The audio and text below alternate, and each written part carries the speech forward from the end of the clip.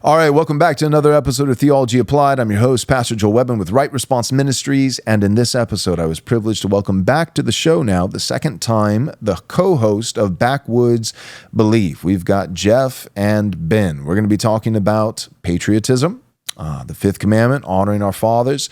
We talk a little bit about abolitionism at the end of the video and some of the intramural debates back and forth between guys who would agree ultimately on being an abolitionist, but disagree on some of the specific applications of that conviction, like voting in a presidential election. This is a jam-packed episode. A lot of really just helpful, relevant topics and questions that the average Christian is thinking about. Can I celebrate the 4th of July? Why do people hate America? Why is Western civilization under attack? This war on whiteness, is it just a war on Christianity, or are those two distinct wars?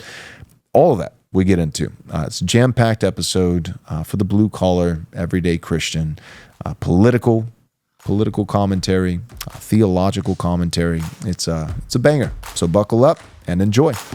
Applying God's Word to every aspect of life. This is Theology Applied.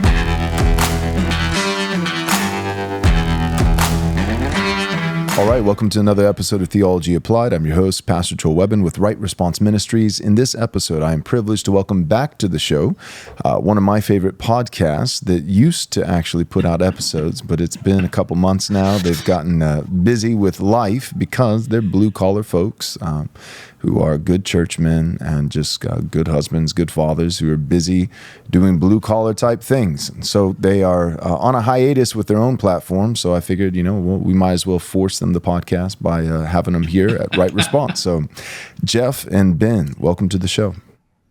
Thank you, Joel. Hey, thanks, Joel. Glad to be here. So real quick, go ahead and plug your channel, assuming, Lord willing, one day you'll hop back on there. Yeah, so Backwoods Belief is a podcast that Jeff and I started, I don't remember how long ago, but a while back, just focusing on sort of the basic backwoods Christian who isn't a part of a big city, isn't a part of a big platform, isn't a part of a big,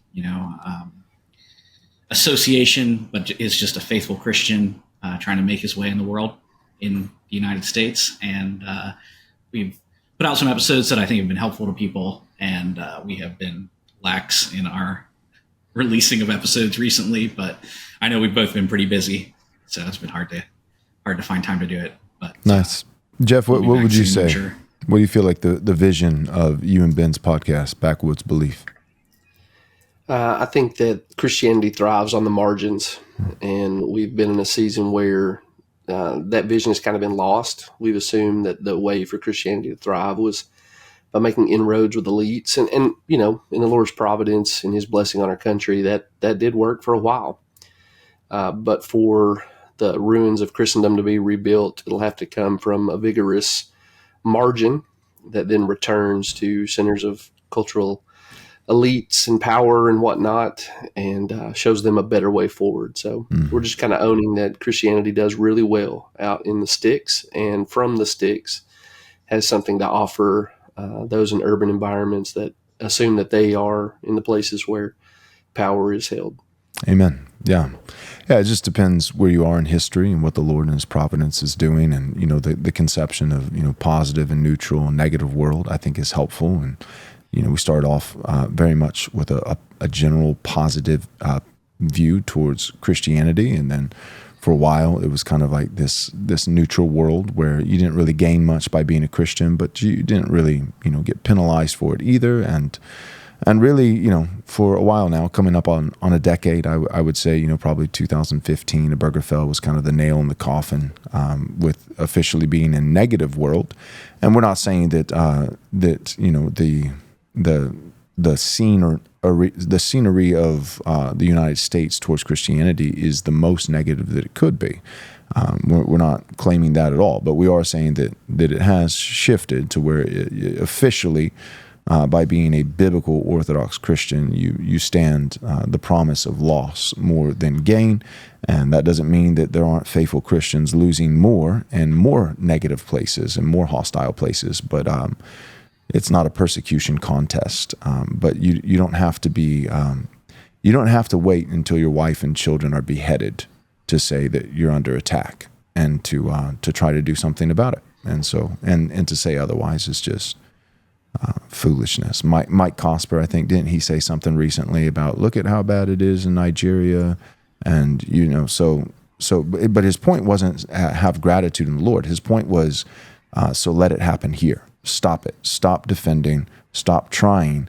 It's really bad in Nigeria, and so you should do nothing until it gets that bad here. Right? Well, Cosper is he's a great example of the persecution fetish that's held by some of our elite evangelical leaders. And I couldn't use that term more loosely as applied to Cosper and Christianity today. But the thing about Cosper is he will constantly yield to whatever a pagan culture wants. And so he actually won't ever face persecution. He'll just be a court evangelical for whatever the spirit of the age demands. And so it's easy for him to sit in isolation on an evangelical paycheck by people who don't understand they're paying a betrayer and say, well, this isn't persecution. Well, of course, Mike, you'll never experience it because there's nothing that you won't jettison that the world demands of you. Yeah, it's really not so bad for you because you don't actually hold on to anything that matters. Right. Yeah. He'll be in the White House wearing a dress with a leash around his neck if that's what they want from him. That's a really good point. All right, so we're going to hop into the topic here in just a second. We're going to be discussing patriotism. Should Christians be patriotic? Is that a good thing, a positive thing? And tying that to the Fifth Commandment and in light of Independence Day that just recently passed. And so we'll do that. But real quick, for some of our listeners, I think we might have done this last time we had you guys on. But Ben, you got to just... I feel like your claim to fame is Wary's Law. Is it Wary's or Barry's? It's Wary's, right? Wary's Law, yeah. Right, not Joel Barry, but Wary. No. So what is Wary's Law? Because it is man. I mean, there's a lot of predictions that could be made, and you could be right, you could be wrong, but Wary's Law is batting 1,000.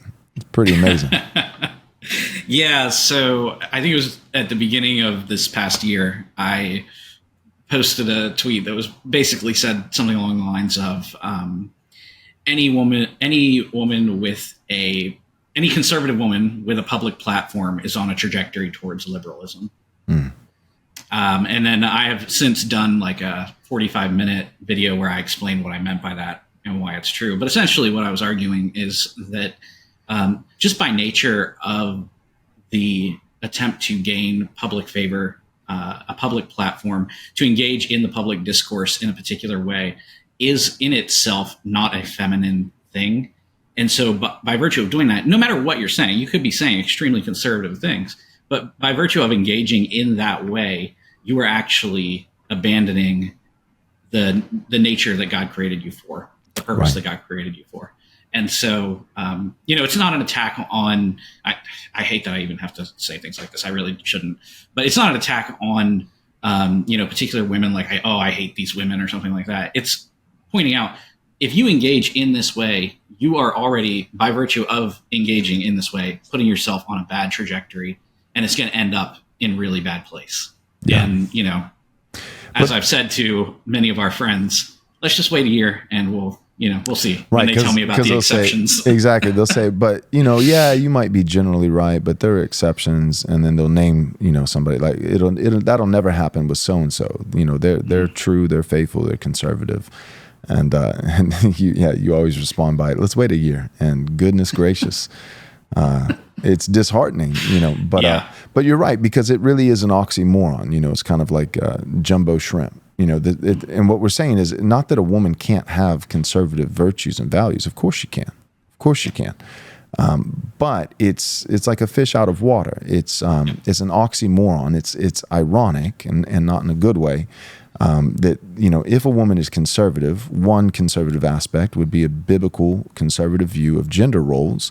And as we look at gender roles, according to the scripture, a woman has a quiet and gentle spirit. So not adorning herself with outward beauty, But an imperishable, that beauty will fade, right? Beauty fades and charm is deceptive. And, but a woman who fears the Lord is to be pleased. And so not this outward perishable beauty, but an imperishable beauty of the heart, which is pleasing in the sight of God, which is characterized by a gentle and quiet spirit. And so in public discourse, we're saying that in many ways, it's not even just the public square of this idea, that we're let the best idea win, where there's discourse between different philosophies and worldviews, but social media, especially Twitter, not necessarily every single platform. Facebook, is maybe a little bit more for the 65-year-old grandma to see pictures of the grandkids. There are different purposes, but Twitter, especially X, whatever. It's not really the public square. There's guys who have said it's more so like the arena. It's not to express ideas but it's designed for a fight, and so putting a woman in a context to fight, saying I'm a conservative woman who holds to that women should be feminine, and I'm going to fight you until you agree with me. Is just silly, That's So it's like saying women are the weaker vessel, and I'm going to, if you don't agree with me, let's have a bench press competition. Whoever wins gets to be right. So a woman proving that she's weaker by outbenching men.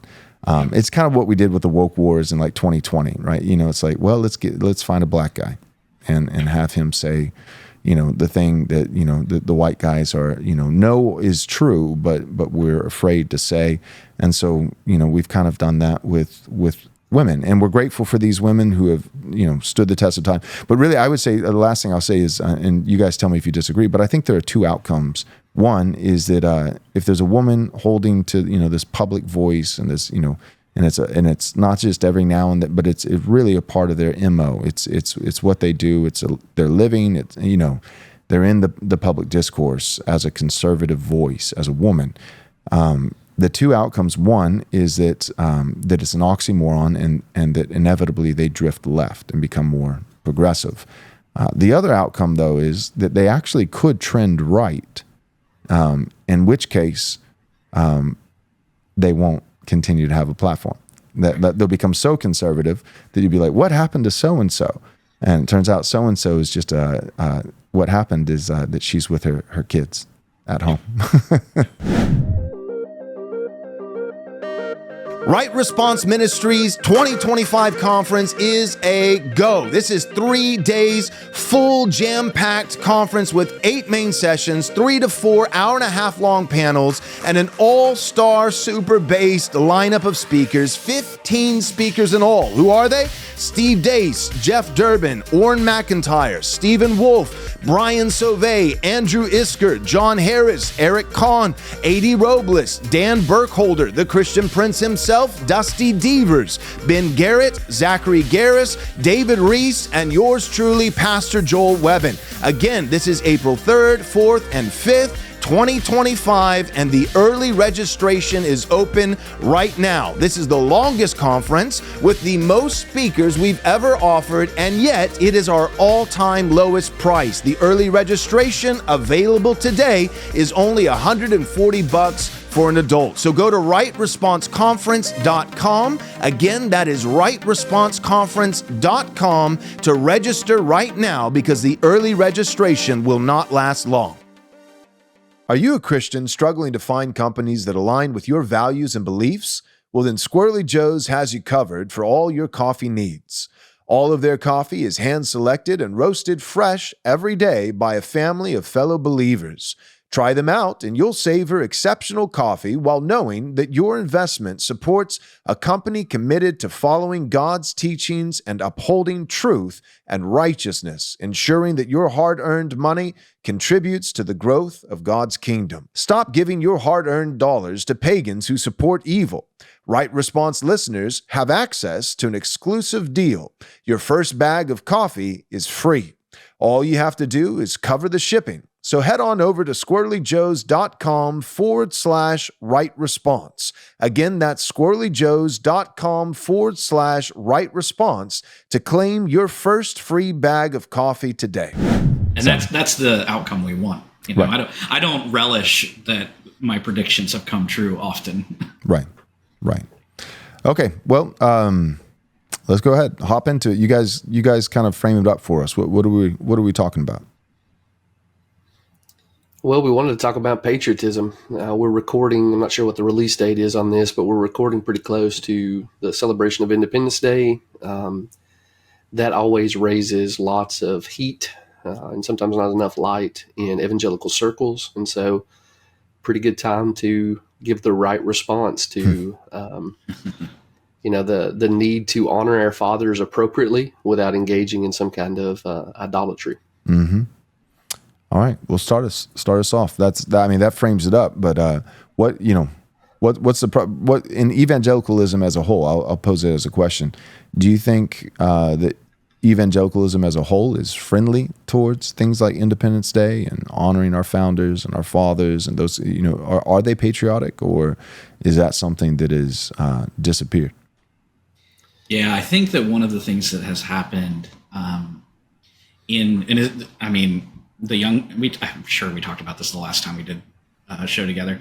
The Young Restless Reform movement recognized a problem that existed, which was, the Robert Jeffress kind of patriotism in church, and wanted to steer away from that. But what it ended up becoming, I think, is almost an anti-American attitude. And certainly that's true among the left wing, but even what we would think of as like right wing, the Young Restless Reform movement, sort of the new Calvinists, they adopted a stance of hostility towards that kind of patriotism in the church. And what that ended up being was a rejection of patriotism at all, where now even loving America is seen as like an unchristian, idolatrous sort of behavior. And I think that's we've gone off the deep end, like off the rails, because actually it's good to love your country. It's good to be thankful to God for what your fathers have built, and to appreciate that and celebrate what was done in the past by your forefathers. Which is so hypocritical, because how often do we hear about how it's good to love your city? Right, you can, like in and for your city all day long, and in and for the world. Right, I'm a citizen of the world, kind of like a Bob Marley evangelicalism. So I'm in and for the world, because God so loved the world, and that's true. So I love all nations, all people, which is good and right and true. And I'm in and for my city. So it's like I'm locally. There can be a local identity and a global identity, but there cannot be a national identity. And that's not true unless you're Jewish, or really, to be fair, and not just pick on Israel, but like you can have a national identity so long as you're a part of any nation except for America, or maybe to be a little more specific, any non-Western nation. Like you can have a national identity if you're a part of, if you're a part of Israel, or if you're a part of Palestine, or if you're a part of, Uganda or the Sudan or anywhere, Brazil, they can have a national identity, but Americans can't, and in a larger scope, Europeans can't. Do you think that's a fair assessment? Yeah, I think that's it. Absolutely. I do, and I'll confess that, like, I remember being a young man. I think this name will ring a bell for people maybe who are watching. Cassie Bernal, who was killed in the Columbine shootings. Her dad kind of went on a speaking tour, and he came to my home church as a kid. And so service 1 on the Lord's Day was about Cassie and her, her martyrdom, basically. And then service 2 that evening was in praise of the United States. And I remember recoiling from it and finding it very distasteful. So it's not like I don't understand these dynamics from within. I understand why the YRR kind of balked at some of that stuff. But I also think you've hit on something there, Joel, that as multiculturalism became the trendy, the trendy thing to embrace among coastal elites, well, lo and behold, institutional evangelicalism also became very uncomfortable with patriotism, and it actually is now colonizing even local endeavors. That's something Backwoods Belief really wants to be intentional about. But you think about some of these projects where guys are intentionally forming local communities to cultivate Christian communities, and now that's being seen as anathema and like a dangerous threat to society. And so, even the option that was once there that you could love your city. Well, you could love your city as long as nobody there is intentionally trying to be Christian in organized fashion. It's really really becoming. You can love your city so long as your city hates Jesus. You can't. Right. You can't love a lovely city.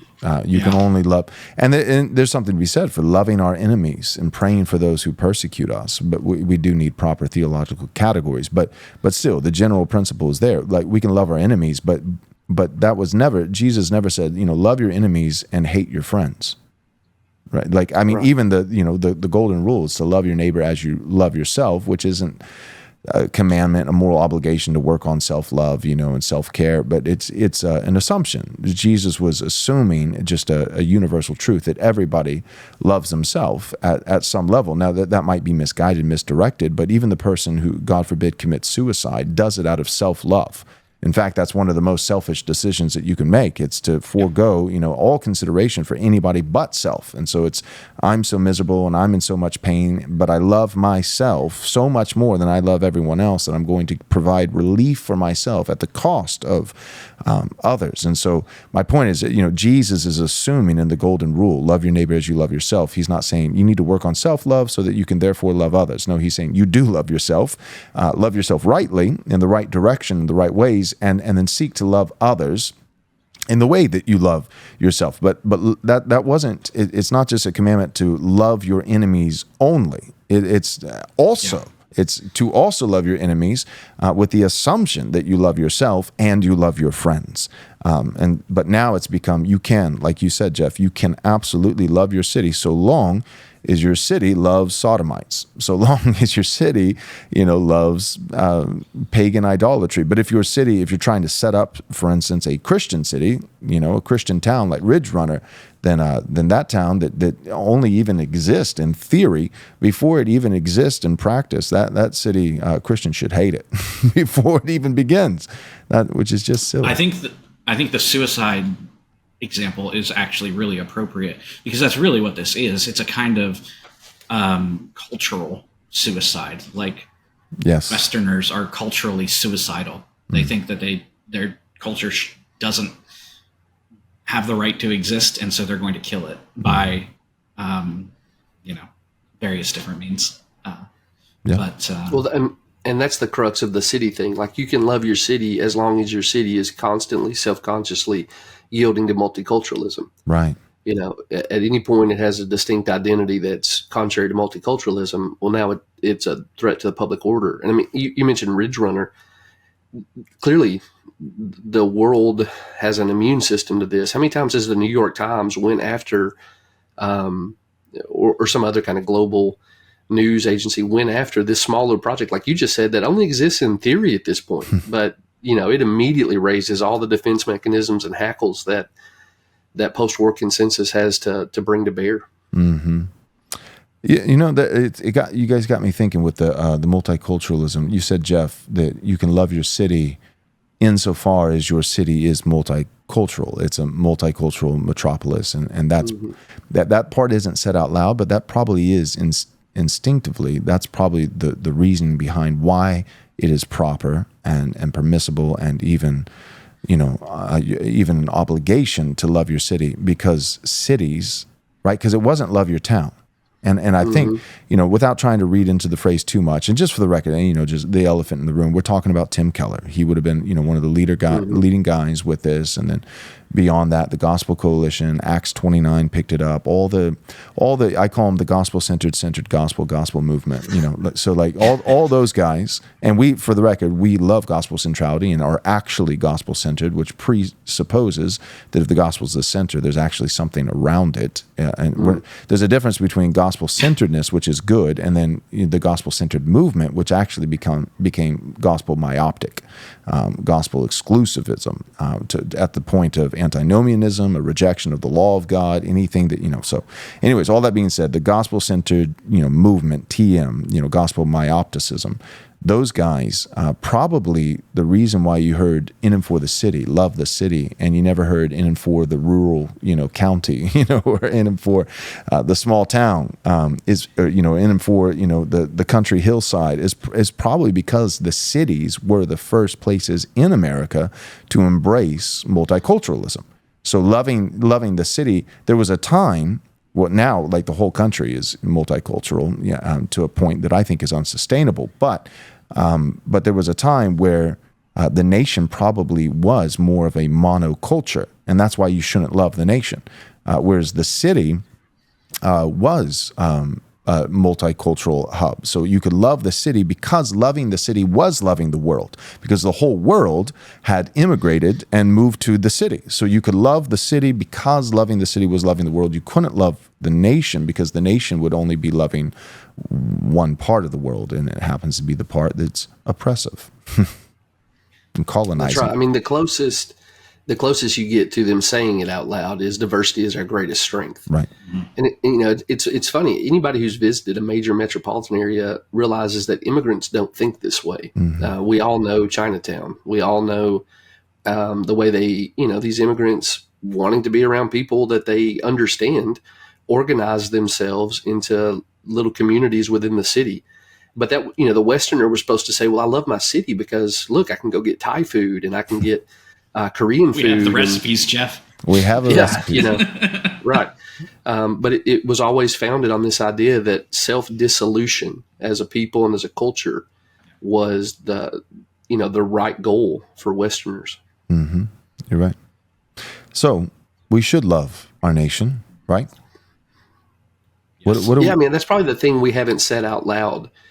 Legitimate patriotism is an extension of the fifth commandment, right? We've kind of referenced it, but we have received good things that are hard to come by in a fallen world from our forefathers. We're supposed to honor not only our forefathers, but the good inheritance they've given us. And so patriotism, to whatever degree it is good, and there is goodness in patriotism, it's grounded in a command to honor your father and mother. Mm-hmm. Yeah. You think about the proverb, a righteous man leaves an inheritance for his children's children. Well, that's what our forefathers did. Right. So they left. Say what you want about their faults. They died and bled. Yeah. For their children's children, or I thought they did it for strangers. Is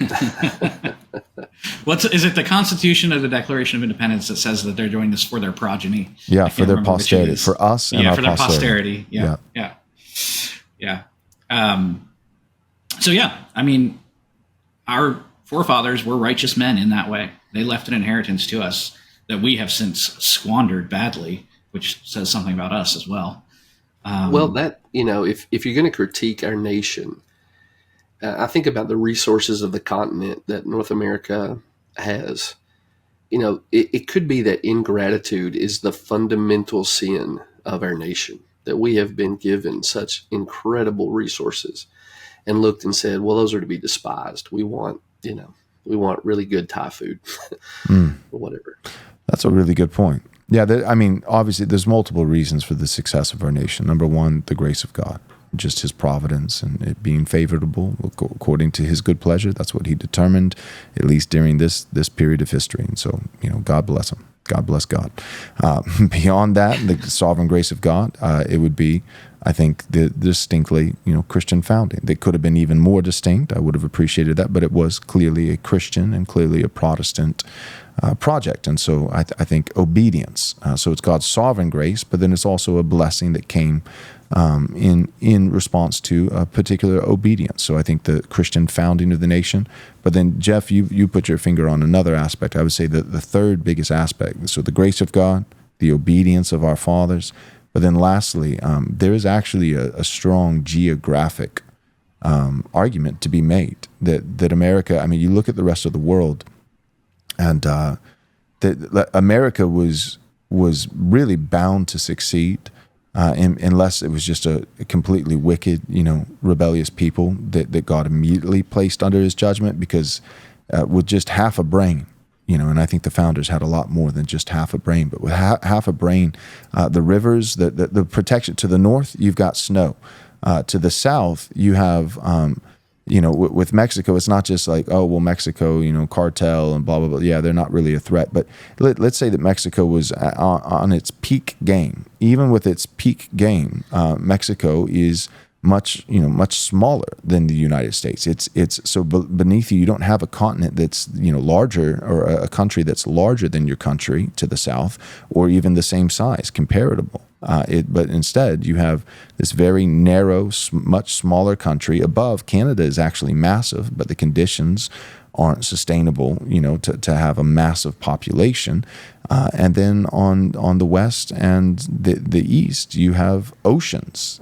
You think of, just crossing a 15-mile, waterway with, in Europe, and some of the wars that took place, in the World War I and World War II, and just this 15-mile, wide waterway made it nearly impossible to invade another country. Much less, you throw the Atlantic Ocean into the mix. And so there was protection, and then all the riverways, the Mississippi, and being able. I think it's something like. I think that I could be wrong on these numbers, but it's something around this. This would be ballpark. It's like 30 to 35,000 miles of navigable rivers in the whole world, and 17,000 of those 30 to 35,000 worldwide are found in the United States. So there's just all these incredible resources and blessings, and we said, you know what, our fathers died for us to have them as their posterity, but we will give them away, because at the end of the day, there's just nothing like Mexican food. It's pretty. There's an intrinsic self-loathing that we've talked about this on our podcast. It seems like so many of the groups I'm a part of have this self-loathing, and it's displaced the appropriate gratitude. It is not wicked to receive an inheritance. If it's righteous for a man to leave an inheritance, it's righteous for a man to gratefully receive one. And steward. But that's where we broke. Mm-hmm. There's a lot of criticism out there for the boomers about not wanting to leave anything for their children. As a post-boomer generation, we've got to take stock of our constant signaling that we don't value anything you'll leave us. And so, there is guilt in refusing to leave an inheritance, but an ungrateful progeny that constantly tells their parents they hate them isn't exactly primed to receive an inheritance, and that's who we are. Well said. Yeah, so it was something I've said in the past. 2019, I came into post-millennial eschatology convictions that I really do believe, not necessarily in the short run, right? Just like the stock market, there are dips along the way, but I thought that, the overall trajectory was going to be up, that Christ is king now, which postmillennials are not the only ones who believe that, but with that Christ would usher in throughout human history, in a gradual way, he would usher in tangible, physical elements of his kingdom through nations and in practical ways. And so instead of just setting it all right at the end, we'd have this gradual, the mustard seed growing into the mustard, into a tree. And so that's still my conviction. I'm more convicted today than before. But what's changed for me is recognizing that for a while there, when I was, you become a Calvinist and you have a cage stage. And I think,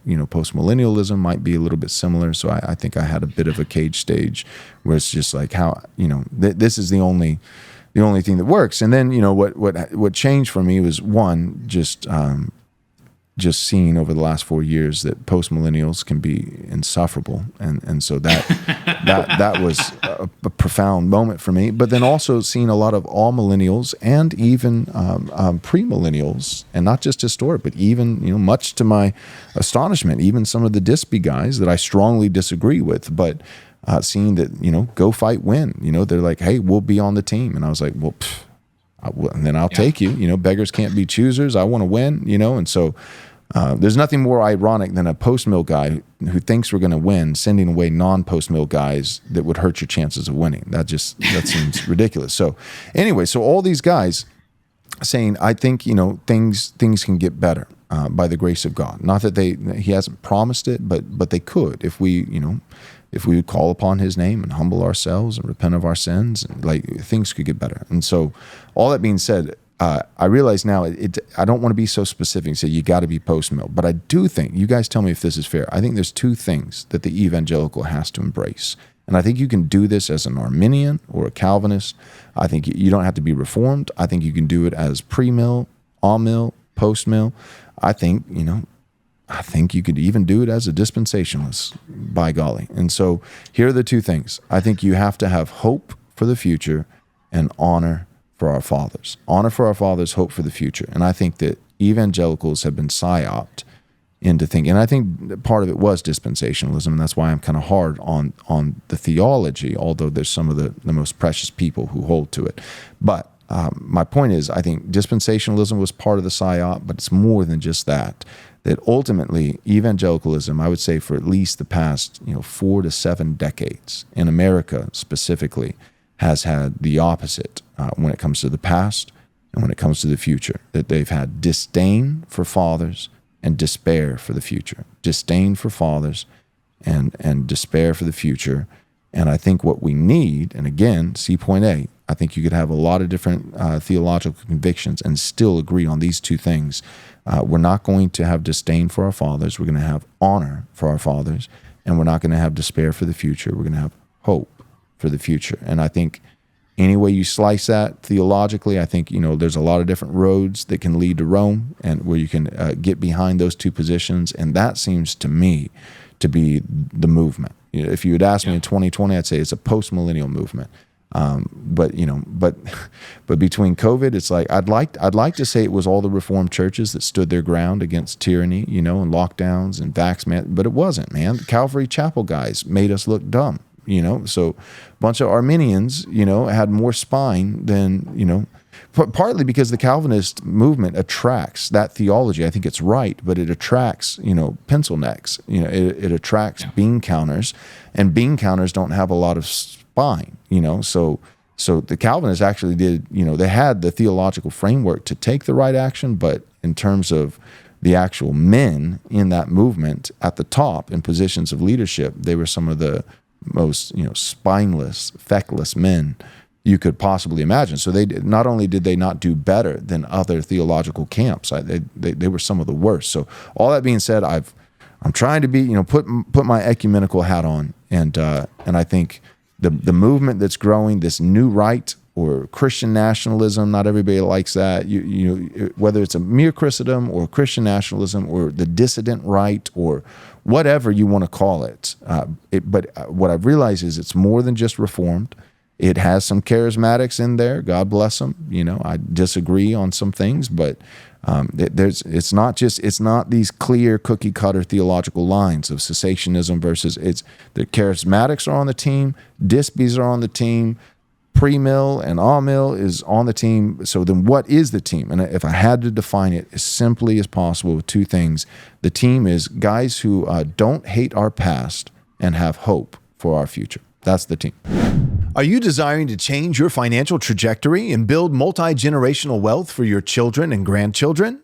Our sponsor, Private Family Banking Partners, invites you to join a growing number of like-minded individuals, families, and entrepreneurs who are working together to form a unique part of the parallel economy. Are you concerned about preserving your retirement savings tucked away in your 401k? With personal income tax rates likely to be much higher after 2026, now may be the best time to borrow or withdraw your 401k savings to fund your privatized banking system.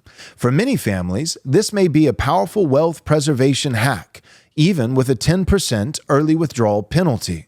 For others, a tax-free and penalty-free 401k or 403b rollover may be a great option. With Private Family Banking, you will learn how to establish a privatized banking system that will increase the value of the money and savings that you already have flowing through your life. Join this growing community today as a part of putting post-mill talk into post-mill action by contacting a private family banking partner today by emailing them at banking@privatefamilybanking.com. Also, see the show notes below to schedule a discovery call and get a free copy of the ebook Protect Your Money Now: How to Build Multi-Generational Wealth Outside of Wall Street and Avoid the Coming Banking Meltdown. The danger of centralized power is often represented by the word king. As Americans, we hate the word king. Civilian ownership of body armor is about helping people to have increased power to resist tyrants and criminals. And so, Armored Republic is about helping you to preserve your God-given rights to the honor of the Lord Jesus Christ, because he is the King of Kings, and he governs kings and he will judge them. This is Armored Republic, and in a republic, there is no king but Christ. We are free craftsmen, and we are honored to be your armorsmith of choice.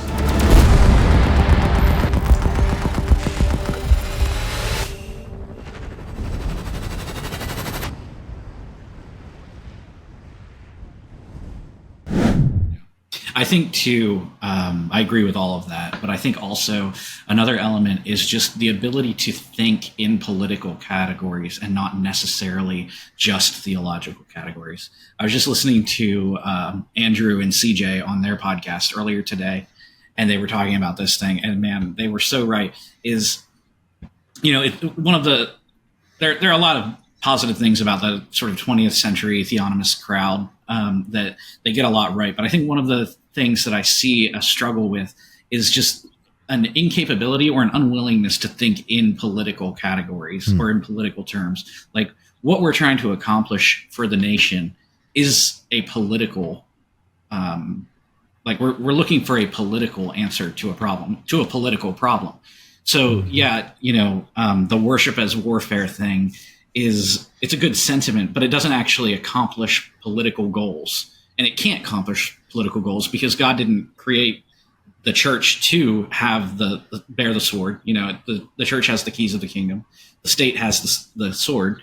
And those two, while they talk to one another, they're never mixed with each other. Mm-hmm. And so that's something that the Two Kingdoms guys, like the radical Westminster West Two Kingdoms guys, take that to an extreme. But we do need to recognize there is a distinction between these two ways in which Christ rules, one being the kingdom, the keys of the kingdom in the church, and one being the civil powers that he has given authority. And I think when we're talking about civil problems, we have to be thinking in political terms to an extent, and an unwillingness to do that leads you to I don't remember how to pronounce his last name, so I'm just going to butcher it. Scott Aniol today, I think, tweeted about, Stephen said in his talk, his one talk at the New Christendom press conference, he said, we don't have any place that's our own besides America, talking about WASPs. Mm-hmm. And Scott posted it, was like, well, that's not true. We have, a heavenly kingdom. Mm. Well, yeah, but that's clearly not what he's talking about. He's talking about a political problem, which is, where does this people live? Where is their home on this earth? I don't have any food or clothing. Will be well and well fed. Yeah, right. Be blessed. And get off. You've got the bread of life. Right. Yeah. Go. Get out of here. Yeah, that's not a helpful answer to a problem that is not a spiritual. Not entirely, I'll say, a spiritual problem, because obviously there are spiritual aspects to the problem of what's happening to the United States of America. But largely it's a political problem as well. And you're not going to answer a political problem with a purely, spiritual pie in the sky kind of answer. Hopefully that all makes sense. Well, and we're even just bizarre as a generation to think that political categories have to be antithetical to theological categories. That's not what the Reformed tradition thought. Right. It's not what our actual enemies think. Materialists don't think that political goals can be separable from spiritual. I mean, who do the materialists hate? They hate Christians, and they want to see Christian influence driven from society. There's that famous example of Mark's collaborator who said, "Who do you hate most?" And he said Spurgeon. These guys know. You talk to some of the Hindus online, they know Christianity's in their way, But for some reason, we're the only people who tend to think that politics has to be pitted against theology. And we're just historically disconnected from any, not just Christian group thinking that way, but basically every other ideology out there. They all know there's a spiritual component, even the ones who would deny a spiritual reality. Right. No, that's a great point. And what you were saying, Ben, about the Reconstructionists. So for the listener, if that's a new term, it's the theonomy guys. The guys, theonomy being God's law, and so some of the. So I would identify as a general equity theonomist, but I would break on some issues from some of the OG theonomist guys that were known as the Reconstructionists. So that'd be guys like Rushdoony or Greg Bahnsen or Gary North, and those guys, to be fair to them, and you said this, Ben, they got a lot right, and honestly, they also got separation of church and state right. Now they would have been more of a Abraham Kuyper, a Kuyperian persuasion, so they would have referred to that concept with like a framework of spheres rather than kingdoms. And so instead of the sacred and the secular, a common kingdom, and that kind of being the church and state respectively, that's an oversimplification. But state, civil kind of things are common things. And to be fair to the Reformed two kingdom, the classical two kingdom guy, not the retarded two kingdom, Westminster, but the true two kingdom guy, a guy like Stephen Wolfe, he would say Christ is ruling now. Even as an all-millennial, he would absolutely affirm that he's ruling now. He's ruling here, and he is ruling. There are two kingdoms, and he's the king of both of them. But he is ruling in these two kingdoms. He rules through different means. He's king still of both of them, but he has different means of executing his kingly rule in these two kingdoms. The common one being, state would be, one of the big examples there, and the sacred one being the church. And so all that being said, the Reconstructionists, they had those categories too. They would have called them referred to them as spheres more than kingdoms necessarily. But this is where I think they were wrong, is they were insistent, relentlessly insistent, they recognize there's two spheres. There's the church and gospel preaching, word and sacrament, and then there's the state, and they recognize that the state has to legislate morality. It has to bear the sword. It needs laws. It there's voting. They knew that, and they talked about it all the time. But here's the deal: they thought that the only way that could really get better is with a 50% majority plus one regenerate hearts. So they thought that they did see a distinction between they would have said spheres instead of kingdoms, but the church and the state. But they thought that the church's task, they didn't see these as two tasks to be simultaneously pursued. They saw it as step one, step two, that the church had to complete its task first, so God would have to send revival, and then if there was enough revival and out of that enough regeneration, then we could elect our way into righteous laws in the civil sphere. And with that, a lot of them actually had so step one, you can't do it both at the same time, pursuing word and sacrament with the church and also pursuing righteous laws with the state. You can pursue them, and they did, to be fair to them. They did pursue it, but they didn't think it would be ultimately successful until the church was substantially more successful in its role, God sending revival. And they also thought that God would have to send revival through the church, and he would also have to bringing up the church with regenerate hearts, gospel preaching, revival, that kind of stuff, and simultaneously he would have to bring down, but in a spiritual, supernatural sense, bring down the state. So a lot of them were actually looking to, you can read about this, they put a lot of stock in Y2K. You remember that? Mm-hmm. They put they were really like the only way this is going to happen is one, revival through the church, more regenerate hearts. We have to have a majority population of Christians. You can't do it with a minority. It must be a bottom up, grassroots restoration of the country. So it's got to be bottom up. It'll never be top down. Whereas it's like, well, but less than 3% of the population was LGBT, and in 40 years they organized, they were vigilant, and they replaced the literal American flag with a rainbow. In 40 years, they didn't have a majority. They didn't wait for a majority. And so anyway, so they thought, the church has to be successful in a supernatural sense. God has to send revival. And then also the state has to be supernaturally unsuccessful. You need some kind of apocalypse scenario like Y2K or whatever, and for the state to be disrupted.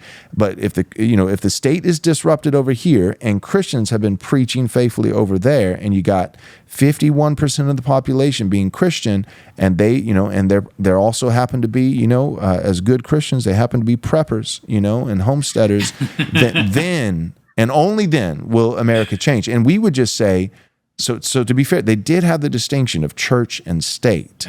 But we would just say, no, that distinction of church, that's good. But by God's grace, we could actually have this is what's crazy. We could have, and I know it sounds like blasphemy to some of the Anabaptist type guys, but we could have a Christian nation in the political sphere long before we had a distinctly Christian revival in the church and spiritual sphere.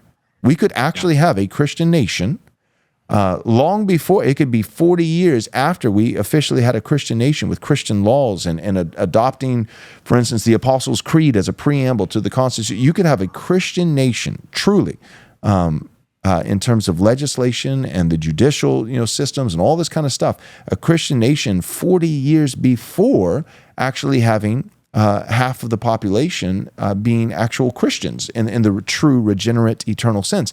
It's like, well, where in the heck are you getting that from, Joel? Well, history, Constantine, Alfred, but then also Bible, right? Like it's not like Israel was like, you know what, we have preachers who've been preaching the gospel faithfully, and we've now achieved 51% of the population of Israel is now officially regenerate and loves the Lord, and because of that, now we will see to it that we get a good king. No, you have a bunch of idolaters.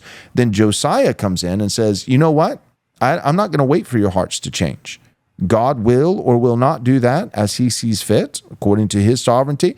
But even if you're wicked internally at the level of the heart, externally, especially in public, the Molech sacrifice will stop. Immediately, the high places will come down, and I think that's the stuff that Stephen Wolfe talks about. That's the stuff where medieval loses its mind. Owen Strand cannot comprehend that concept. He's like, cannot compute. It makes him crazy. You think about like the king of Nineveh. Jonah shows up and he's like, all right, guys, we're all going to repent now. And they did, like the nation did. Mm-hmm. They did. So you don't need. Now, some might argue that's a national revival, but I think it was more of the king said, we're going to do this, so we're going to do it. Well, and Ben, that's the thing. There can be catastrophic revival, or eucatastrophic, to use Tolkien's category. There can be. There absolutely can be. But the thing that's been jettisoned is that the law teaches. The law restrains evil so good can flourish, and it teaches people what is good. You said, the government can enforce morality. That's all it can do. It can only say this is good and that's bad. So it's easy to look at our own country, right? When there are blue laws for Sunday, Christianity does a little bit better because people have this sort of enforced honoring of the Lord's Day. Obergefell comes in and it teaches people, no, sodomy is normal. It's completely acceptable. And you have San Francisco's Pride Parade this year where people are performing oral sex in the street. Mm-hmm. The law teaches, and it's bizarre to me to watch evangelicals forget and even like have a visceral hostility towards the idea that one of the things God ordains the state to do through the sword is to teach people what is good. And it actually does shape a people to be more virtuous, to have categories of virtue, or to be less virtuous and to repudiate virtue. So again, we're just such a weird people historically as evangelicals in this generation. We're untethered. Yeah, no Christian thought the way that post-war Western Christians think today. But you're absolutely right, Jeff. Like the role of the state is, to reward the righteous, punish the evildoer, to bear the sword. But that punishment is not only punishment, but a good righteous civil magistrate also. He's what makes him good is he is accurately reflecting in his earthly legislation, in political terms, it's accurately reflecting God's eternal moral standards. And so insofar as he legislates righteously and then enforces that legislation with righteous penalties, appropriate penalties for those who do evil, he's not only restraining outward expressions of evil among the populace, but he is also instructing, not only restraining, but instructing and teaching. And that's why, that's why I said that, we could have a Christian nation, in terms of our laws and these kinds of things 40 years before. And I was being intentional in saying that because I don't think we would have a Christian nation indefinitely without having a truly regenerate Christian populace. I think that the Christian nation, what it would inevitably produce is a regenerate people, because what it would do is it would be a constant reminder. You'd have two preachers. You'd have the church preaching, but then you would have the Christian prince, and in our case, with an American, system, like Christian princes, plural, many of them, and they too would be preaching it rightly within their sphere, not administering the sacraments or preaching a sermon per se, but they would be preaching God's law. And what the law of God does is it functions as a mirror. It reveals to us the holiness of God, and by way of consequence, our sinfulness and our need for a Savior. So like a righteous civil magistrate would be revealing to the general population that they're evil.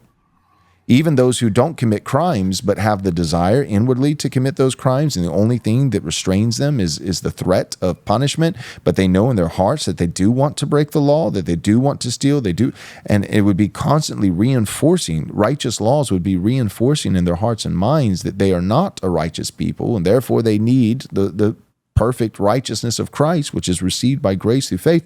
And many of them would go to church. They'd end up going to church. And, and so this is what God, we always ask, what could God do? God could send revival, it just happens one day, God could. But I think a more helpful question is not what can God do, but what has God done?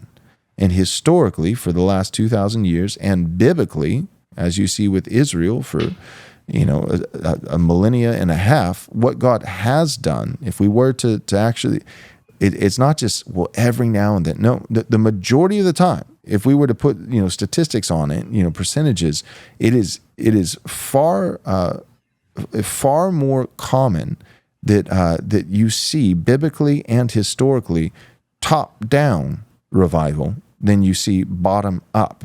We have far more examples, certainly in the Old Testament, of this the Christian prince coming in when the people are actually their hearts are far from the Lord. But the Christian prince comes in, and then the hearts of the people eventually catch up and follow. You see that example actually far more than you see the people coming to the Lord within their hearts, and then getting better rulers in the civil realm. Well, you're getting at how unquestioning we are about the principles of democracy. We've just assumed that the world is organized according to democratic principles. And that's it. This is kind of something I wanted to come back to that you laid out with your two principles of sort of having hope for the future and honor for your fathers. Yeah. Ultimately what we're talking about with patriotism and even sort of civics is an assault on patriarchy. It ultimately comes down to father rule. But we have assumed democratic principles, and then just quickly contrast that with what you laid out there in sort of that historical sketch. In what you're proposing, what we saw for a time in America, we saw it for a time in Britain, is that the sword of a just ruler is actually a plow. It makes the soil tender for the planting of the gospel. And so we all sort of look forward to that day when the swords will be beaten into plowshares. A just civic ruler helps do that. It makes the ground tender for the reception of the seed of the gospel. But again, we just, because we've assumed democratic principles all the way up, we forget these things intentionally, and we come to despise the thought of them in a way that is historically very aberrant. That's good. The sword functions also as a plow. I was thinking about. I'll steal that, Jeff. I was thinking about the example we used. the example we used earlier of Constantine, and I think this is a great example of what you're talking about, Joel. It's like when Constantine said, we're all Christians now, it's not as though everybody suddenly became regenerate. Right. We're not saying But that society developed into a society where many regenerate people came out of it because they were being discipled, because they were being catechized, because they were surrounded by a culture that was focused on Jesus Christ. You couldn't avoid it. And so certainly more people became Christian as a result of that than if they had remained a pagan nation, a pagan empire. Like, that's certainly the case. Yep. And, I'm not being non-reformed because I believe God uses means, and that was one of the means he used. But yeah, I mean, it's so obvious and so clear from history that that's what happens. Right. It's just abnormal that we think that can't happen. So then why, let's get to the heart of it here, and we'll admit that this would be speculation. Speculation, I think, can be helpful as long as it's named for what it is, and there's, acknowledgement that this is not definitive. But my question is this: everything that we've just said, it seems so obvious.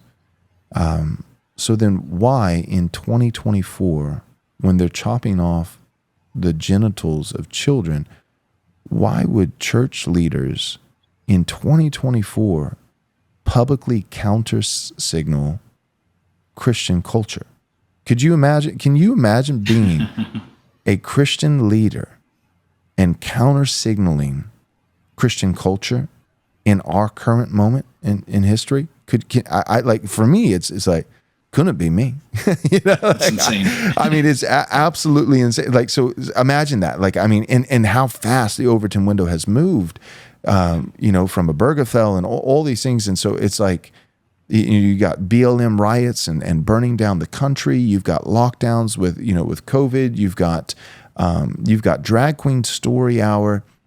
You've got the transgender madness with minors, and then you're a Christian leader or even a Christian pastor, and you have a platform that reaches thousands of people, and you think, you know what time it is? It's time to tell people incessantly that Christian culture would actually be worse. Walk me through that. Like, what has to happen to someone to think that? I have a thought. Why? A thought on that, and that is Stephen Wolfe tweeted out a while ago, in a gynocracy, the categories of ethics are not good and evil. They are safe and scary. And Christian nationalism is really scary. Well, safetyism, man, that's such a perfect encapsulation. And again, women are made with glorious category distinctions from men. Right. But society cannot inherently, in a fallen world, be safe. There has to be antagonism. There has to be agony and conflict. And so once you do have I see this as a Southern Baptist, we constantly cater to the feminine perspective. And so once safety becomes the idol, safety becomes the god of the system, men, particularly men who are willing to acknowledge and oppose evil, that is a very unsafe occupation. Dynamic, right? Yeah. Right. It represents something that is unsafe. But if safety is the high good, it can't ultimately work that way. But there's this time where you feel like, well, anything that's dangerous, we can just tamp down. And it only really works with Westerners because we have this Christian ethic. Eastern societies don't value safety the way that we do. And so they're happy to kind of fill that vacuum with, if not violence, at least aggression, which again feels very unsafe, but they're happy to take advantage of a playing field where opponents have been emasculated and taken off the field who would oppose them because they were told that aggression, ambition, and conflict that just can't be part of a civil society. That's a really good point. It makes me think of this is a silly thought, but this is how I think. It makes me think of Bruce Wayne, and his parents, and the infamous scene, of them getting mugged outside of the theater, and it's the mother, who's just give him what he wants, just give the thief what he wants, so that he'll leave us alone. And that's kind of the sentiment you see, like videos of like elderly old women in France, a few months back, just kowtowing to to violent young men who hate their country and hate their heritage, and when there was mobs and things like that in the street, and you don't see the native French people rising up. You see them bowing down, and it's not because they think it's good, right? They'll say that because same thing, C point A, right? It would be unsafe to publicly say that you think this is bad, but in their heart of hearts, they absolutely know that it's bad. But they think that if they concede, it'll simply go away. And so the same way that statistically it would be, the woman who, if she's held at gunpoint, she would be the one who would be more likely to give the assailant what they want, thinking that if I just give them what they want, they'll go away. And so that safety reflex that is uniquely feminine. It is in general more feminine than it is masculine. So that it's like just concede. It's not even saying this is right. It's just saying to concede to this thing which is actually wrong is safe. So concession is safe. Not that it's right, but it's safe. And so then the question is just at that point just who's in charge. So if women are in charge, then you're going to see there's going to be constantly a push towards conceding. And if men are in charge, and the enemy's at the gates, and they say, you've got to, bring out your firstborn, and we're gonna mutilate their genitals, and if you don't, then we're going to do something even worse. Well, if men are in charge, they say, well, okay, sounds like I'm going to have to kill you. And if women are in charge, they say, well, sounds like our firstborn's going to lose their genitals. That's just the difference between men and women. Well, and that was the rhetorical play for the pro-trans movement, right? Would you rather your kid be mutilated or commit suicide? Right. Because you won't let them be their authentic self. And who did that appeal to? Right. The feminine instinct is it'd be better to have the child mutilated than to risk the danger of losing the life. Again, these are corrupt aspects of what's uniquely glorious about a woman. She is supposed to create a safe domain for her family, but it comes within the umbrella of a father who draws the kind of boundaries and guards them that kind of safety for her family can exist in. But once it's taken out of that context and becomes the guiding principle of society, it just yields the conflict to the people who are still willing to be violent. Yeah, that's good. Yeah, that's it. I think that's it. So you answered the question again. Like I said, the disclaimer is this is speculation, but we're trying to answer a question that we're not just being mean. It's an important question. Why is the church, our leaders in the church, saying things like Christian culture is bad? I mean, that's just an asinine statement, and so what's behind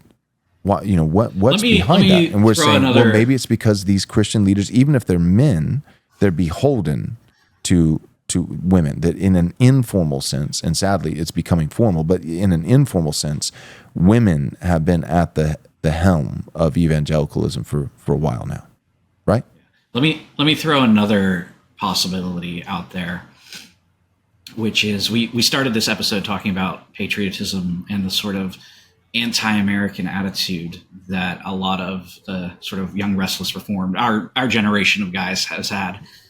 And what if the disdain for a Christian nation is actually a disdain for Western culture, and Western culture is Christian? Mm-hmm. And these people are so against Western culture that they hate Christianity.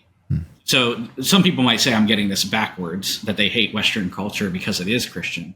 And I'm saying, what if they hate Christianity so much because they really hate European Western culture and have been taught that it is an oppressive, evil regime, and so they need to reject any kind of culture that looks like that, which would be a Christian culture? Mm-hmm. I'm just throwing this idea out here.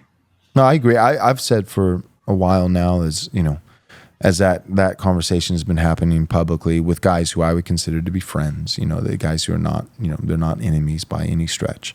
But, there has been kind of an intramural debate in terms of, is it a war on Christianity and therefore a war on whiteness, a war on, Western civilization, or is it what I would say is you're proposing, the other way around. And my proposal is I just think there are two wars, and I think it's important. I think it's a difference that matters.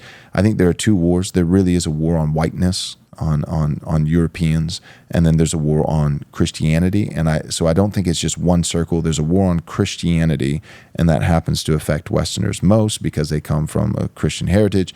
No, I think there's two wars. There's a war on white people, and there's a war on Christian people. And it's not just one circle, it's a Venn diagram, and there is, I admit, a ton of overlap there, but they are two distinct circles with, I'd say, probably a 90%, 85, 90% overlap, but there's still some level of distinction. The reason why I think, here's just one case study. This isn't the only reason, but just as an example for why that distinction matters, because you have to do something with the virtually universal hatred of Israel. The modern nation state of Israel. And so if it is just, it's because they hate Christ, then you start getting the rhetoric of like, well, it's because Israel has a whiff of Christ, right? Because their Torah observance is, so then you have to start carving out this position that Israel is Christian adjacent. Yes, we recognize, that there's no salvation apart from, by grace alone, through faith alone, in Christ alone. So we're not going to go so far. We're not going to, be heretics, and say that Israel, has a second path to salvation some other way besides Christ. We're not, we know better than that. We're not doing that, and praise God. No, none of our friends are doing that. But we will say that although they are not Christian, it's not just believer and unbeliever, light and darkness, of which there's no fellowship, but there actually is this third category. There's light and light. There's light, there's darkness, and then there's light adjacent. There's Christian, there's unbeliever, and there's Christian adjacent. And so, Israel is receiving so much hostility from so much of the world because again, if you only have one war, if you don't have a war on whiteness and a war on Christianity, and it's a Venn diagram, and yes, there's a lot of overlap, but it is two distinct wars. If you reject that paradigm, you say, no, it's just a war on Christianity, and that, happens by way of consequence to predominantly affect white people because of their Christian heritage. If you go that route, one of the reasons why I think this is a difference that matters is because then you have to, and there's other examples that be given, but just using Israel as one example, you therefore have to rope Israel into the war on Israel is the war on Christians. Whereas I would say, no, Israel is not Christian adjacent. In fact, out of every major world religion, we could find some sects and, niche cults. But in terms of Hinduism, Buddhism, Islam, and Judaism, every single major world religion outside of Christianity still has a fairly fond view of Jesus. They deny his divinity, and therefore it is blasphemy, and therefore it is heresy, and it will send you to hell. But Muslims think Jesus was pretty good. Buddhists think he was pretty good. Hindus think he was pretty good. Talmudic Judaism is uniquely hostile towards Jesus out of every major world religion. And it's not even close. So not only are they not Christian adjacent, if anything, and I'm happy to just categorize them as a false major world religion that hates Jesus just like Islam and everything. But if I was to be technical, not only would they not be, Christian adjacent, they would be the farthest from, they would be, there's Christians and then there's enemies of Christ. And then over here, even more animosity towards Christ is Talmudic Judaism in a category all its own. So not only is it not Christian adjacent, it is. So I'm happy with just two categories, light and darkness. But if we, this idea of light, darkness, and light adjacent, well, if you want to go that route, then that kind of tempts me, it's my personality, to say, well, no, really, there's light, there's darkness, and then there's there's pitch black darkness, and that would be Israel. And so, all that being said, my point is just to say I think that I think it does matter to say it's two distinct wars: one on whiteness, one on Christianity, and yes, a lot of overlap. Because then what you can say is that the war on Israel, I would say the war on Israel, people's hostility towards Israel, is not because Israel has a whiff of Christ and they lump them in the Christian category. I think it's because they have a whiff of whiteness and they get lumped in the white category. And the reason why they have a whiff of whiteness is not because of a lighter, skin pigment. Now, that's not what I'm saying. Not in terms of their physical, the way they look. But what I'm saying is they get roped into the war on whiteness because in their context in the Middle East, it's a Marxist paradigm, a neo-Marxist paradigm of oppressors and oppressed. So Palestine is good. Why? Because Palestine is Muslim, and Israel's good because Israel's Christian-ish. No, Palestine's good because they're poor and weaker and have less stuff. And Israel is bad because they're richer and have more bombs and more, it's because they are and the white. They're the white guy. Yeah. They're Western. I would say that Israel. If I pose it like this as a question, what do you think is more plausible? Israel, Talmudic Judaism being Christian adjacent, or the nation state of Israel being Western adjacent? Yeah. Come on. You guys think I'm crazy? What do you think, Jeff? Well, there's a credibility to it in the way that Asians are now kind of roped into the whiteness, right, by the woke, and you're white adjacent, and you've had cultural success, and therefore you're kind of the oppressor also, and that paradigm makes sense of real world dynamics that we're watching play out, and I think part of the reason that the narrative of like Christianity adjacent Israel is credible in some minds among evangelicals is that we have read the Old Testament, we've read the New Testament, we see the way that Paul honors his heritage, but we have not read, the further developments that you're talking about, where like Jesus is in hell being boiled in filth because of his blasphemies. We've not read post Second Temple Judaism, and so it seems like, well, we kind of want to be with Paul, not realizing where the tradition went. That's a great point, because the average evangelical thinks that Judaism is the Bible minus the New Testament. So they think the problem, and they'll admit it's a problem, and it's a big enough problem to where you will go to hell. There's no salvation apart from Christ, and so they rightly recognize that. But they think that the difference between Judaism and Christianity is that they have that they're half of the Christian religion, because they have half of the Bible. They have the Old Testament and we have the New. But what they don't realize is that our it's not just that we have two parts of the Bible, right? We're not Andy Stanley. We're not, unhitching. We view the New Testament as in many ways, it's the lens by which we read the Old Testament. It doesn't replace. It's not that there was the Old Testament and then the New Testament replaces it, right? Like the Quran, it's the more recent passages will directly contradict older passages, and when in doubt, when there's a contradiction, well, the new ones they override. Well, that's not the Christian faith. We believe that it's a seamless stream, from Genesis to Revelation. But what the New Testament does is it doesn't override the Old Testament, but it brings it to bear. It reveals it. There was one theologian who said the Old Testament is a richly furnished room but dimly lit, and the New Testament is the light that allows the illumination to appreciate it. So in that sense, my point is, I wish evangelicals would begin to view Talmudic modern Judaism. It should be viewed, I think this is a helpful analogy, is it should be viewed very similar to Mormonism. The Book of Mormon is not an addendum to the Bible, but it's the lens through which the Bible is now read, and what it does is it overrides the Bible. That's what the Talmud does to the Torah. So it's not, so Christians, it's not that Judaism is just Christianity minus half. We have old and new, and they just have old. No, they have a New Testament. Their New Testament is the Talmud. So our New Testament, we read the Old Testament in light of the New. They read the Old Testament, the Torah, in light of their New Testament, which is the Talmud. What does that amount to? It amounts to the Old Testament being completely perverted. It amounts to, so it's not that they only have the Old Testament. They don't have they don't have anything, because what they do have, it's not that we have the whole Bible, they have half.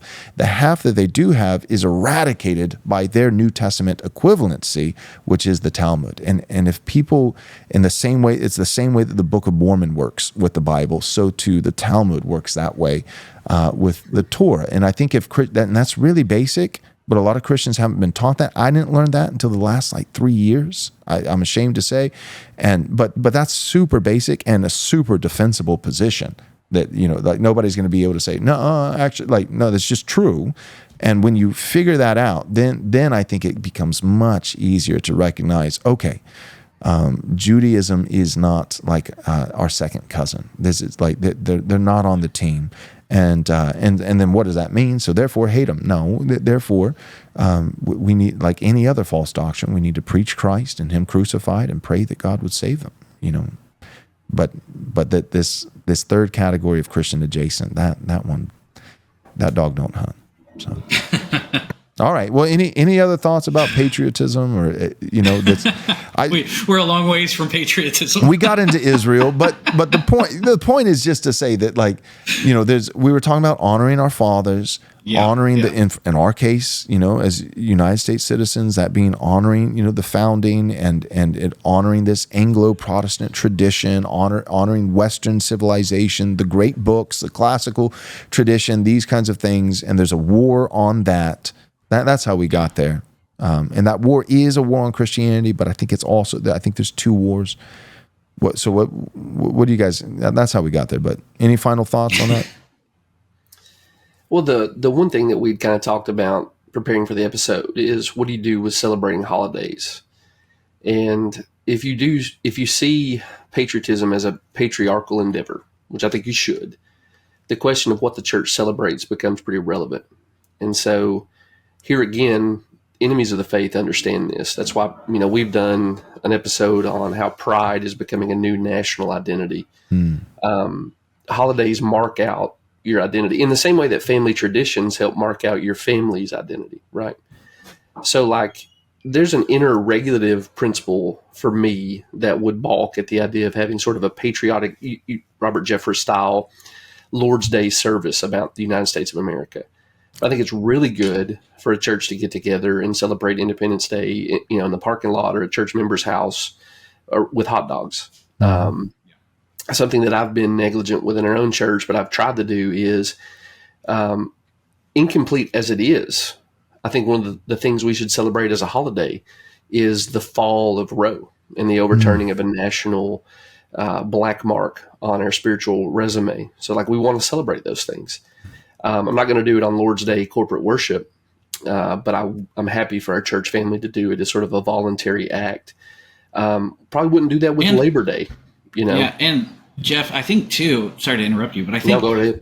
what you can do is you don't necessarily need to celebrate that as a religious thing.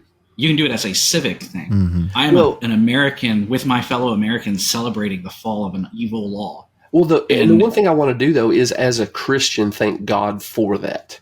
Yeah. So, as an American, thank God for it. Both, right? I know that as an American, I should thank God for this because I'm a Christian, and my Christianity is not separate from my civic life. And so, I don't want to pick too much of a fight here. I don't think that we're in substantial disagreement. But as a Christian, I know that Roe was bad, and as a Christian, I know that we need more than the fall of Roe. But I also want to say thank you, God, as a gift to my people that you have given us this gift. And I want to celebrate that. And again, in a way that I'm not going to pay any attention to Labor Day as our church, but Independence Day, Roe, I'm going to celebrate those things as sort of marks of our family identity under the lordship of our Father. That's good. Ben, any thoughts? No, I think I've got all of mine out. Yeah, no, that's good. If we had more time, the whole Roe thing just made me think of, dare I breach the topic, but just in terms of, intramural debates and with friends that we love. But man, it's just, that's a tough thing is, being able to say that on one hand, there is a sense in which Roe is unjust and wrong, and that it's not a state's issue. It's abortion is murder, and it should be outlawed at the federal level and then outlawed at the state level, not just, conceding it to the states.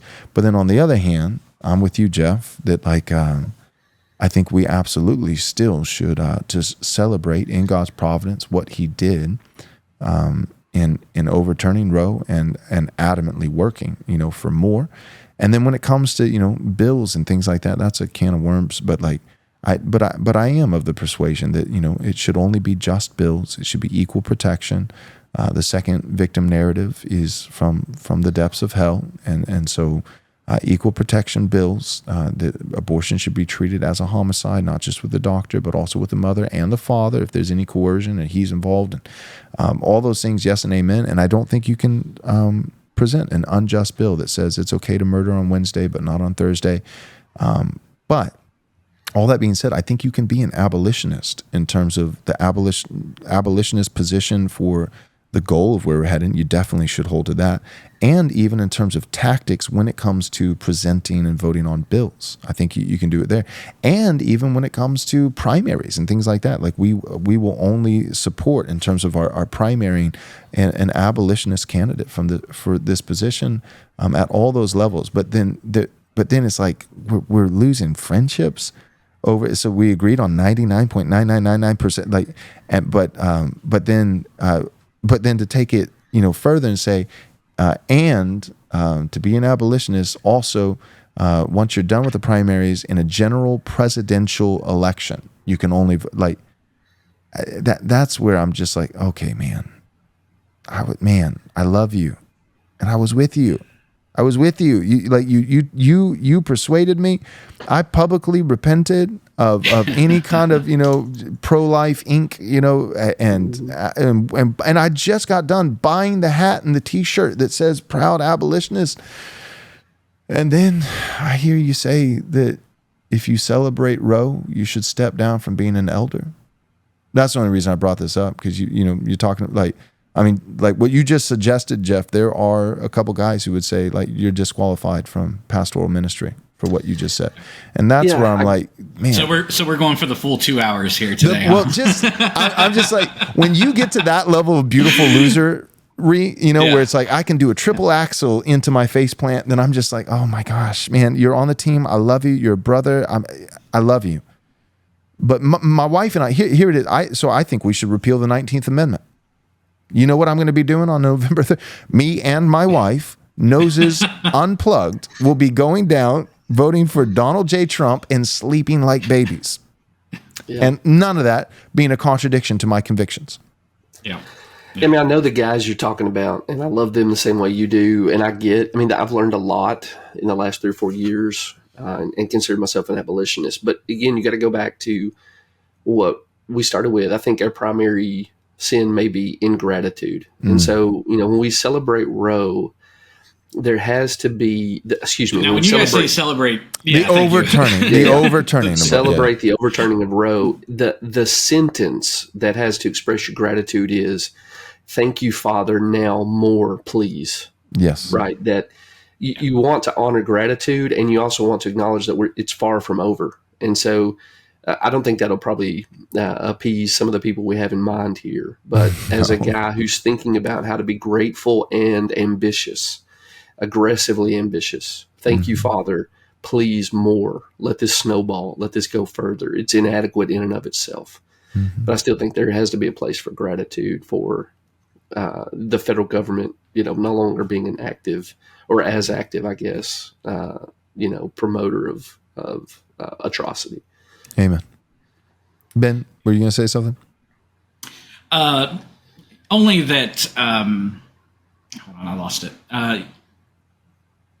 I totally agree with what you guys are saying. Also, one of the things I appreciate so much about my abolitionist friends, of which I'm not, and I've made that clear, but I'm not going to, I don't want to attack them because they are my friends, and I 100% agree with their goals. But there are real problems with the pro-life Inc.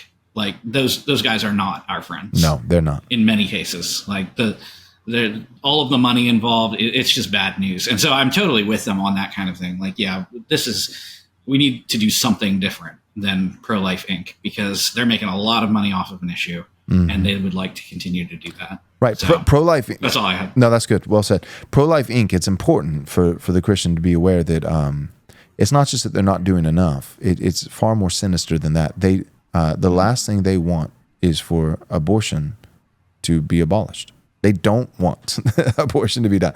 They need abortion. They want abortion. They never would verbalize it or say that publicly, but it's splitting the penny a million different ways. But what you're, at the end of the day, what you are most committed to is not so much the splitting of the penny, but what you're most committed to is that some of the penny remains.